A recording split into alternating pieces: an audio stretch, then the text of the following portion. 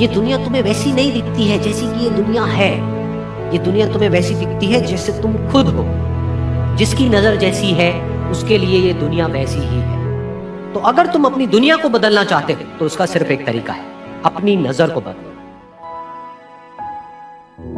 एक बार की बात है, एक बहुत बड़ा नेता एक साधु के छोटे से आश्रम में गया, क्योंकि उसने बहुत सुना था उस साधु के बारे में, और उसके मन में आया कि मैं एक बार जाकर के देखता हूं कि लोग इतनी तारीफ क्यों करते हैं उसकी। तो जब वो उस आश्रम में गया तो वहां पर एक छोटा सा कमरा था जहां पर एक कालीन बिछा हुआ था। वहां पर कुछ लोग बैठे हुए थे नीचे और साधु जी सामने बैठे हुए थे। कुछ सवाल जवाब चल रहा था। तो जैसे ही वो अंदर गया, वो अकेला नहीं था, उसके साथ में 4 बॉडीगार्ड्स भी थे। और उसको ये आदत थी कि जहां पर भी वो जाता था लोग अपनी जगह से खड़े हो जाते थे, उसकी तरफ देखते थे, हाथ जोड़ते थे, अपना सर झुकाते थे। लेकिन यहाँ पर ऐसा कुछ भी नहीं हुआ। साधु ने उसकी तरफ देखा तक नहीं, क्योंकि वो साधु किसी के सवाल का जवाब दे रहे थे।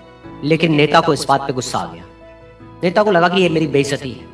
तो उस नेता ने साधु की बात को बीच में ही काटते हुए थोड़ा गुस्से से कहा, मैं आपसे कुछ कहना चाहता हूं। साधु ने उसकी तरफ देखा और बोले, आप थोड़ी देर रुकिए, पहले मैं इनके सवाल का जवाब दे लूं, उसके बाद में मैं आपसे बात करूंगा। तब तक अगर आप चाहें तो आप बैठ सकते हैं। बस साधु का इतना कहने की देर थी। नेता का चेहरा गुस्से से लाल हो गया और फिर उसने अपना सारा गुस्सा उस साधु के ऊपर निकाल दिया।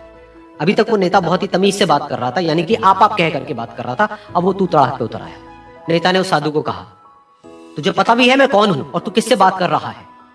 साधु ने उसकी तरफ देखा और कहा, मुझे इससे कोई फर्क नहीं पड़ता कि आप कौन हैं, लेकिन आप जो कोई भी है, अगर आप चाहते हैं कि मैं आपके सवाल का जवाब दूं या आपसे बात करूं तो आपको कुछ देर रुकना होगा। और साधु के ये कहते ही नेता गुस्से से पागल हो गया और वहीं सबके सामने चीखने चिल्लाने लग गया, अब मैं तुझे तेरी असली औकात दिखाऊंगा। तूने मुझसे पंगा लेकर के ठीक नहीं किया। तुझे पता भी है मैं तेरे बारे में क्या सोचता हूं। साधु ने फिर से उसकी तरफ देखा और बड़े ही प्रेम से कहा कि मुझे इससे कोई फर्क नहीं पड़ता है कि आप मेरे बारे में क्या सोचते हैं।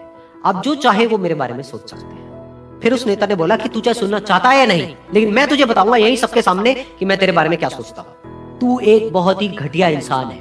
तू कोई साधु नहीं है, तू एक ढोंगी है, पाखंडी है, और यहाँ पर जितने भी लोग बैठे हैं उन सबको बेवकूफ बना रहा है। तेरा बस एक ही मकसद है कि इन लोगों की जेब में जितना भी पैसा है वो सब तेरे पास में आ जाए। तू अपने फायदे के लिए इन लोगों का इस्तेमाल कर रहा है और अब मैं तुझे नहीं छोड़ने वाला। तेरा पर्दाफाश करके रहूंगा पूरी दुनिया के सामने। लेकिन उसके इतना बोलने के बाद भी उस साधु के चेहरे पर हल्की सी मुस्कान बनी ही रही। ये देखकर वो और तिल मिला गया और उसने कहा, अब बहुत हुआ, अब मैं यहाँ 1 मिनट भी नहीं रुकने वाला। लेकिन अभी भी तेरे पास में मौका है। अगर मुझसे माफी मांगनी है या मुझसे कुछ कहना है तो कह सकता है। इतना सब होने के बाद भी साधु बिल्कुल शांत था और उनके चेहरे पर एक मुस्कान थी। उन्होंने अपनी आंखें बंद कर ली। फिर साधु ने अपनी आंखें खोली, हाथ जोड़े और कहा कि मुझे आपसे कोई गिला शिकवा नहीं है। मेरे मन में आपके लिए कोई भी गलत ख्याल नहीं है। जो भी आपने मेरे बारे में कहा वो आपकी अपनी सोच थी। तो मुझे आप में कोई भी बुराई नजर नहीं आती है। मुझे आप एक बहुत ही भले इंसान लगते हैं। और साधु के इतना कहते ही नेताजी का दिमाग 7वें आसमान पर पहुंच गया। उनके चेहरे पर एक अजीब सी खुशी थी, क्योंकि उस साधु ने वो ही कहा जो बाकी सब लोग उस नेता को कहते हैं। और वो खुशी खुशी उस आश्रम से अपने घर की तरफ चला गया और जा करके अपने पिताजी के साथ में बैठ गया। उसके पिताजी की आंखें बंद थी और वो ध्यान में थे। पूरी जिंदगी उन्होंने सिर्फ लोगों की सेवा करी और बदले में कुछ भी एक्सपेक्ट नहीं किया। तो थोड़ी देर बाद जब उन्होंने अपनी आंखें खोली और देखा अपने बेटे को अपने साथ बैठे हुए, तो उनके बेटे के चेहरे पर आज एक अजीब सी खुशी थी जो आज से पहले उन्होंने कभी नहीं देखी थी।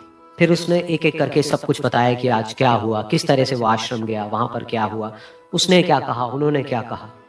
तो जब इसके पिताजी ने पूरी बात सुनी तो थोड़ा सा मुस्कुराए और अपने बेटे को देख करके बोले कि उन्होंने तुम्हारी तारीफ नहीं करी है, क्योंकि उन्होंने वो नहीं कहा कि जो तुम हो, उन्होंने वो कहा कि जो वो खुद है।